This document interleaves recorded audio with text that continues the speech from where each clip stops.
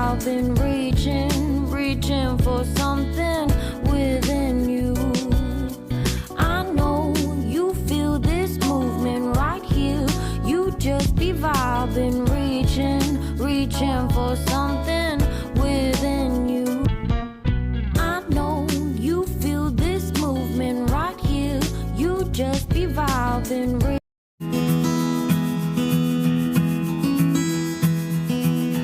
Hey guys, welcome back to our channel. అందరు ఎలా ఉన్నారు? బాగున్నారా? నేను బాగున్నాను ఫ్రెండ్స్. ఈరోజు మళ్ళీ ఒక మంచి వీడియోతో అయితే మేము ముందున్నాను. ఈరోజు కూడా డైలీ వ్లాగ్ని షేర్ చేస్తున్నాను. ఈరోజు నేను డాబా మీద మొక్కలకైతే చాలా పని ఉందండి. ఈరోజు ఈవినింగ్ అంతా కూడా నేను మొక్కల పని అంతా కూడా చూసుకున్నాను. ఇప్పుడు సమ్మర్ కాబట్టి మనకి మొక్కల మధ్యలో పిచ్చి మొక్కలు చాలా పెరుగుతూ ఉంటాయి. మొన్నటిదాకైతే నేను అలానే ఉంచాను, ఎందుకంటే ఎండ ఎక్కువగా ఉంటుంది. మనం వాటర్ పోసి మళ్ళీ నెక్స్ట్ డేకి వెళ్ళి పోస్తూ ఉంటాము. అందుకని ఆ లోపల ఉన్న మట్టి అంతా కూడా ఎండిపోతూ ఉంటుంది అనమాట. అందుకోసం అని చెప్పేసి ఆ మొక్కల్ని అలానే ఉంచాను. ఇప్పుడైతే కొంచెం వర్షాలు పడతా ఉన్నాయి. మళ్ళీ ఆ పిచ్చి మొక్కలు ఉండి మళ్ళీ వాన నీళ్ళు అవన్నీ కూడా ఉంటే మొక్కలు చనిపోతాయి అనమాట. అందుకని ఈరోజు మొత్తం క్లీన్ చేశాను. అలానే కొద్దిగా ఎరువులు అవన్నీ కూడా వేశాను. అవన్నీ కూడా ఇప్పుడు ఈ వీడియోలో మీతో షేర్ చేశాను. ఈ వీడియోని లాస్ట్ వరకు చూడండి. ఎలా ఉంది ఏంటి అన్నది కింద కమెంట్ సెక్షన్లో షేర్ చేయండి. నచ్చినట్టయితే తప్పకుండా లైక్ చేయండి.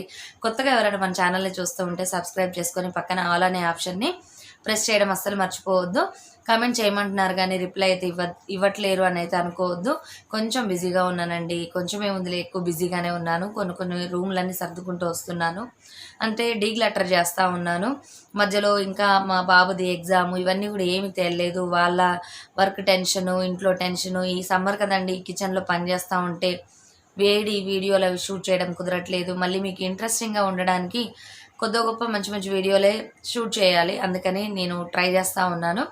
ఏమనుకోవద్దు, నాకు వీలు కుదిరినప్పుడల్లా మీ కమెంట్స్కి రిప్లై అయితే ఇస్తూ ఉంటాను. మరి వీడియో నచ్చినట్టయితే తప్పకుండా లైక్ చేస్తారు కదా. మరి స్టార్ట్ చేసేద్దాం వ్లాగ్ని.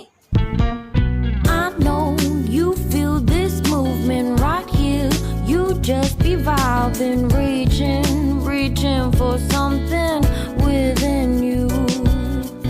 I know you feel this movement right here. You just be vibing, reaching for something within you. చూస్తున్నారు కదా ఫ్రెండ్స్, డాబా మీద మొక్కలతో పాటు పిచ్చి మొక్కలు కూడా చక్కగా అందంగా పెరిగినాయి. ఈసారి అయితే కుండీల కిందికి వచ్చి మంచి క్రీపర్ ప్లాంట్స్ లాగా అయితే ఉన్నాయన్నమాట. ఇక్కడ చూసారు కదా, ఇది వచ్చేసి క్యాక్టస్ ప్లాంట్. ఇది నేను ఆల్రెడీ నా ప్రతి వీడియోస్లో మ్యాక్సిమం మీతో షేర్ చేశాను. ఇవి చూసారా ఎన్ని ఫ్లవర్స్ ఉన్నాయో. ఇవన్నీ కూడా ముందు నుంచి నేను ప్రూనింగ్ చేయలేదు కదా, అందుకోసం అవన్నీ కూడా అలానే ఉన్నాయి. ఈరోజు ఇక్కడ నేను మొత్తం క్లీనప్ చేద్దాం అనుకుంటున్నాను. ఈ గడ్డి ఇవన్నీ కూడా క్లీన్ చేసుకోవాలి. ఎందుకంటే మనం ఎరువులు పోస్తాం కదా, ఎరువులు వేసినప్పుడు ముందు ఈ పిచ్చి మొక్కలు అనేవి మంచిగా పెరుగుతాయి అన్నమాట. నేను మొన్నటిదాకా పెద్దగా ఎరువులు వేయలేదండి, ఎందుకంటే సమ్మర్ కదా, మనం దీన్ని మల్చింగ్ అంటారు. అంటే మనం ఏదన్నా మొక్కలు కానీ లేదంటే గడ్డి మొక్కలు కానీ ఇలాంటివి మనకి ఆ కుండీలో చూసినట్టయితే మీరు మాయిశ్చర్ ఇంకా ఉంది, ఆ విధంగా ఉండడానికని నేను ఆ మొక్కలను అయితే అలా ఉంచాను అనమాట. ఎందుకంటే మాది డాబా మీద ఉంది కదా, నేను ఒక్కొక్కసారి కొంచెం లేట్ అయిపోతుంది, నైట్ టైం వెళ్తూ ఉంటాను. కొన్ని మొక్కలకి వాటరింగ్ అనేది సఫిషియెంట్గా ఉండదు, వాటికి ఎక్కువ వాటరింగ్ అవసరం ఉంటుంది అనమాట. అందుకోసమని నేను ఆ మొక్కలను ఉంచాను. ఇప్పుడైతే ఆ పిచ్చి మొక్కలన్నీ క్లీన్ చేసినాక ఒక్కసారి మట్టిని మనం వదులు చేసుకోవాలి. మట్టిని మనం ఆ విధంగా వదులు చేయడం వలన మనం వేసే ఎరువు అనేది వేర్లకి చక్కగా పడుతుంది. అందుకని నేను ప్రతి కుండీలో ఉన్న పిచ్చి మొక్కలన్నిటిని తీసేసి ఆ తర్వాత నేను ఎరువు అనేది వేద్దాం అనుకున్నాను కాబట్టి మట్టినంతా వదులు చేశాను. ఇక్కడ చూసినట్టయితే ఇందులో రకరకాల కలర్స్ కనిపిస్తున్నాయి కదా మీకు. ఈ క్యాక్టస్ ప్లాంట్స్ తప్పకుండా పెంచుకోండి. అందులోనూ టెర్రస్ మీద అయితే ఇంకా బాగా పూస్తాయి అన్నమాట. బోగన్ విలియా కానీ లేదంటే ఈ క్యాక్టస్ ప్లాంట్స్ కానీ సమ్మర్లో వీటికి పెద్దగా కేరింగ్ అవసరం ఉండదు, ఎప్పుడు ఫ్లవర్స్ ఉంటాయి అన్నమాట. ఇక్కడ నేనైతే ప్రూనింగ్ చేస్తున్నానని చెప్పాను కదా, మరి ఏ టైప్ ఆఫ్ ఫ్లవర్స్ని ప్రూనింగ్ చేసుకోవాలో కూడా ఇప్పుడు ఈ వీడియోలో చూపిస్తున్నాను చూడండి. అలానే ఈరోజు నేను బట్టలు పైన ఇందాక స్టార్టింగ్ చూపించాను కదా, బట్టలు తీసుకుందామని వచ్చానండి. ఈరోజు నేను బెడ్షీట్స్ వేశాను. ఈ బెడ్షీట్స్ అన్నీ కూడా నేను గంజి పెట్టాను, అందుకని ఒకసారి మీకు చూపిస్తున్నాను అనమాట. సమ్మర్లో మనం గంజి పెట్టుకుంటే బెడ్షీట్స్ కూడా చాలా నీట్గా పర్ఫెక్ట్గా కొత్త వాటిలాగా మెరుస్తూ బాగుంటాయి. నెక్స్ట్ ఇక్కడ ప్రూనింగ్ అన్నాను కదా, నేను ఇక్కడ క్యాక్టస్ ప్లాంట్స్లో మనకి డార్క్ కలర్ ఉండేవి, ప్రజెంట్గా అప్పుడే పూసిన పూలు, కొంచెం కలరు ఫేడ్ అవుతూ ఉంటుంది, అవి మనకి కొంచెం లాంగ్ టైం ఉన్నాయన్నమాట. గ్రీన్ కలర్లో ఉన్నాయి అయితే కంప్లీట్గా ఆ ఫ్లవరింగ్ అనేది అంటే మనకి పూసి చాలా రోజులు అయిపోయింది, 15 days ఆఫ్టర్ అనమాట అవి. అందుకని ఇక్కడ మీకు చూపిస్తున్నా చూడండి వేరియేషన్. ఇవి ఇప్పుడే పూసినాయి అనమాట. ఇవి కొంచెం కలర్ అనేది షేడ్ అయింది, లైట్ గ్రీనిష్లోకి వెళ్తున్నాయి. ఇప్పుడైతే కంప్లీట్గా గ్రీన్ కలర్ అవుతున్నాయి. ఇవి మనం కట్ చేసుకుంటే మనకి కొత్త ఆకులు మళ్ళీ కొత్త ఫ్లవర్స్ అనేవి వస్తూ ఉంటాయి. మొక్క గ్రోత్ కూడా బాగుంటుంది. మనం ఎప్పుడు అలా ఫ్లవర్స్తోనే ఉంచామనుకోండి, గ్రీనో రెడ్డో ఏదో ఒక కలర్ ఉన్నాయి కదా అని అంటే మొక్క గ్రోత్ అనేది బాగుండదు. అలానే ఈరోజు నేను వాటర్ ఒక బకెట్ తీసుకున్నాను, దాంట్లో కొంచెం 2 స్పూన్ల డిఏపి వేసుకున్నాను. తర్వాత ఇందులో ఉల్లిపాయ రసం వేస్తున్నాను. నెక్స్ట్ ఇంకొకటి సీవీడ్ లిక్విడ్ వేసానండి, ఒక మూత. ఆ తర్వాత ఈ విధంగా మొక్కలన్నిటికి కూడా పోస్తున్నాను. మనం ఎప్పుడన్నా డబ్బాలలో పెట్టుకుంటాం కదా మొక్కలు, ఇక్కడ ఆ డబ్బాలలో ఉన్న మొక్కల్ని మనం పాట్స్లోకి రీపాట్ చేసుకోవాలి, ఎందుకంటే ఆ కుండీలు పగిలిపోతూ ఉంటాయి. ఈ మొక్క చూసారా, ఇది నేను రీసెంట్గా అంటే లాస్ట్ ఒక 5-6 months అయింది.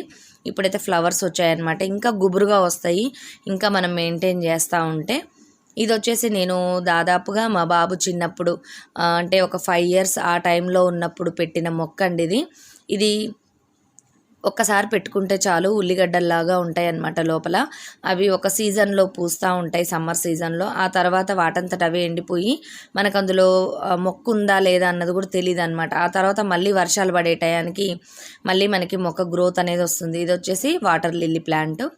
ఇప్పుడైతే వాటరింగ్ అదంతా చేసి వచ్చిన తర్వాత చూసారు కదా, హెయిర్ అయితే పైకి పెట్టుకున్నాను. ఎంత వేడిగా ఉందంటే ఒక పక్క నుంచి వర్షాలు పడుతున్నాయి, ఇంకో పక్క నుంచి ఉబ్బదీస్తూ ఉంది. ఇప్పుడైతే ఏసీ రూమ్లో కూర్చున్నాము. ఇక నేను బట్టలన్నీ తీసుకొచ్చాను కదా, బెడ్షీట్స్. తన్మయ్ అయితే అన్ని మడతలు పెడుతుంది. నాకు ఈరోజు తన్మయ్ చాలా హెల్ప్ చేసింది. అలానే చాలా పర్ఫెక్ట్గా మడతలు అయితే చూడండి ఎంత నైస్గా పెడుతుందో. నేను పెడుతూ ఉంటాను కదా మడతలు, అలాంటి ఈ టైంలో నన్ను చూస్తూ ఉంటుంది. ఇంతకుముందు తన బట్టలు పెట్టుకునేది, ఇప్పుడైతే బెడ్షీట్స్తో సహా మడతలు అయితే పెట్టేసింది పర్ఫెక్ట్గా. అన్నీ ఆర్డర్లో పెట్టింది, ఇవన్నీ షెల్ఫ్లో పెట్టుకో మమ్మీ అని అయితే నాకు చెప్తా ఉంది. ఈరోజు నేను మీకు ఒక రెసిపీని కూడా షేర్ చేస్తున్నాను. ఈరోజు దోసకాయ పచ్చడి చేస్తున్నానండి, దోసకాయ టమాటో పచ్చడి. ఈరోజు నేను పర్ఫెక్ట్గా మన కుకింగ్ ఛానల్స్లో వాళ్ళు ఎలా అయితే మీకు చూపిస్తూ ఉంటారో నేను ఆ విధంగా చూపిద్దాం అనుకుంటున్నాను. ఇక్కడ ఒక టేబుల్ స్పూను అంటే మనకి మెజరింగ్ కప్స్ ఉంటాయి కదా, ఆ కప్పులో ఆ స్పూన్ చూసారు కదా, ఆ స్పూన్ నిండుగా పల్లీలు, నువ్వులు, ధనియాలు, 1/2 స్పూన్ మాత్రం జీలకర్ర గుర్తుంచుకోండి, 1/2 స్పూను. వెల్లుల్లిపాయలు 8 నుంచి 10 రెబ్బల వరకు తీసుకోండి. తర్వాత మనం దోసకాయలు వచ్చేసి ఒక 1/2 kg తీసుకున్నాను. ఇవి చిన్న చిన్నగా ఉన్నాయి కదా, అందుకని 1/2 kg కంటే కొంచెం తక్కువగానే ఉంటాయి. నెక్స్ట్ టమాటోస్ వచ్చేసి 1 kg తీసుకున్నాను. పచ్చిమిరపకాయలు వచ్చేసి కారంగా ఉన్నాయితే ఒక 1/4 kg పడతాయండి. కారం తక్కువ ఉన్నాయితే ఇంకా కొంచెం ఎక్కువ వేసుకోండి. కారం ఉంటేనే ఈ పచ్చడి బాగుంటుంది. వీటిని మధ్యకి తుంపుకోవాలి. చూసారు కదా, ఈ పచ్చిమిరపకాయల్ని మనం మధ్యకి కట్ చేసుకోకపోతే మనం నూనెలో వేసి వేయించేటప్పుడైతే అవి పేలుతూ ఉంటాయి.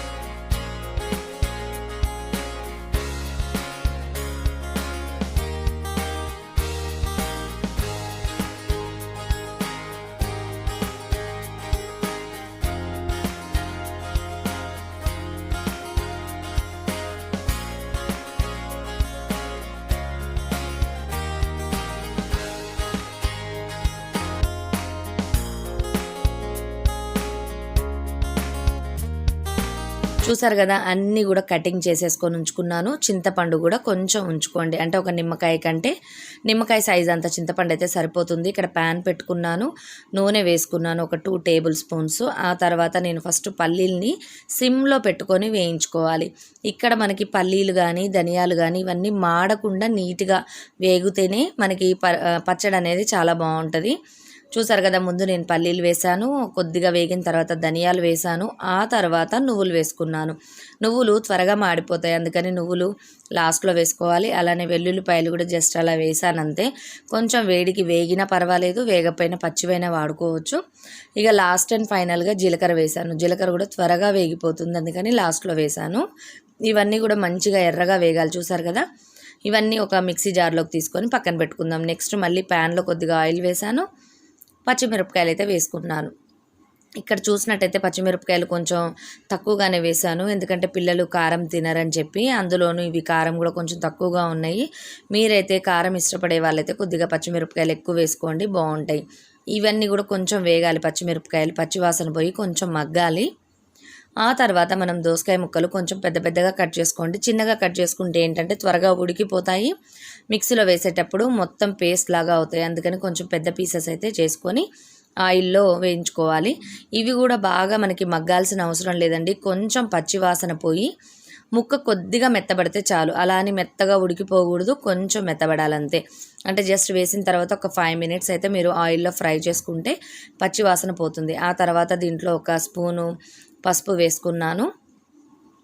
ఈ పసుపు కూడా కొద్దిగా వేగాలి. ఇదే టైంలో మీరు ఇంగువ కూడా యాడ్ చేసుకోవచ్చు, లేదంటే తాలింపులోనైనా వేసుకోవచ్చు.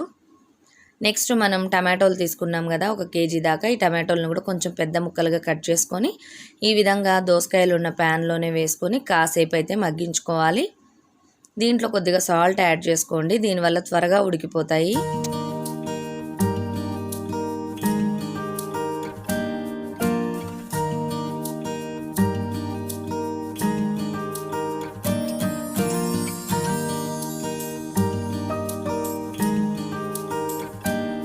ఈ టమాటో ముక్కలు కొంచెం మగ్గిన తర్వాత ఇందులో మనం చింతపండు వేసుకోవాలి. చింతపండు నానపెట్టక్కర్లేదండి, కడిగితే సరిపోతుంది. కడిగిన చింతపండుని ఇందులో వేసుకుంటే ఆ వాటర్లో కొంచెం వేడికి మెత్తబడిపోతుంది చింతపండు. ఇప్పుడైతే మనం చింతపండు కూడా వేసిన తర్వాత మూత పెట్టుకొని కాసేపు అయితే ఉడికించుకోవాలి. నార్మల్ టమాటా పచ్చడి కంటే కొంచెం ఇవి తక్కువ ఉడికినా పర్వాలేదు.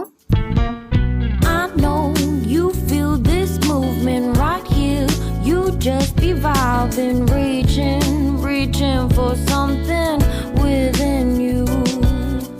I know you feel this movement right here. You just be vibing, reaching for something within you. I know you feel this movement right here.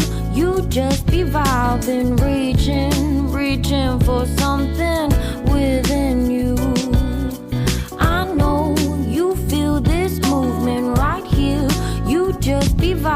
చూసారు కదా తన్మయ్య ఎంత పని చేస్తూ ఉందో, ఈ మధ్యనైతే బాగా హెల్ప్ చేస్తూ ఉంది. చూసారు కదా, దోసకాయ ముక్కలు ఇవన్నీ కూడా ఈ విధంగా ఉడకాలి, కొంచెం గట్టిగానే ఉంటాయండి. టమాటాలు కూడా కొంచెం మెత్తబడిపోయినాయి. ఇప్పుడైతే మనం స్టవ్ ఆఫ్ చేసుకుందాము.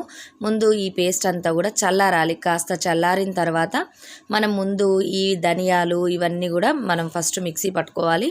లేదు అంటే ఈ నువ్వులు ధనియాలు ఇవి మంచిగా మెదగకుండా మనకి తినేటప్పుడు తగులుతూ ఉంటాయి. పెద్దవాళ్ళకైతే ఇష్టం ఉంటుంది కానీ పిల్లలకి ఇష్టం ఉండదు. అందుకని నేను చింతపండును కూడా మళ్ళీ ఒకసారి మిక్సీలో తిప్పాను. ఆ తర్వాత దోసకాయలు, టమాటోలు, పచ్చిమిరపకాయలు కలిపిన పేస్ట్ని మనం కచ్చా పచ్చాగా అంటే మెత్తగా పేస్ట్లా కాకుండా మనకు కొంచెం ముక్కలు తగిలేటట్టు మనం మిక్సీ పట్టుకోవాలి. మీకు మెత్తగా ఇష్టం ఉంటే ఆ విధంగానే మిక్సీ పట్టుకోవచ్చు. నెక్స్ట్ ఇక్కడ నేను తాలింపు వేసుకుంటున్నాను. తాలింపు లేకపోయినా ప్రాబ్లం లేదు, కానీ తాలింపు వేసుకుంటే ఇంకా బాగుంటుంది. తాలింపులో నూనె, తాలింపు గింజలు, ఎండుమిర్చి, పసుపు, కరివేపాకు, తర్వాత కొంచెం ఇంగువ వేసుకొని తాలింపు వేసుకుంటే దోసకాయ టమాటా చట్నీ అనేది రెడీ అయిపోతుంది. నువ్వులు అనేది ఆప్షనల్ అండి, మీకు నచ్చితేనే వేసుకోండి, కానీ పల్లీలు మాత్రం వేసుకోండి, చాలా టేస్టీగా ఉంటుంది. చూసారు కదా, ఈ విధంగా నేను కొంచెం మెత్తగానే పట్టాను. ఇది దోశల్లోకి, వేడివేడి అన్నంలోకి నెయ్యి వేసుకొని తింటే చాలా బాగుంటుంది. దోశలు, ఇడ్లీలు అన్నిట్లోకి బాగుంటుంది అనమాట. ఇది దిబ్బ రొట్టెలు కానీ అలాంటివి వేసుకున్నప్పుడు కూడా, పునుగులు అలాంటివి వేసుకున్నప్పుడు పిల్లలకైతే చాలా ఇష్టంగా అనిపిస్తుంది. తప్పకుండా ఈ రెసిపీని ట్రై చేయండి.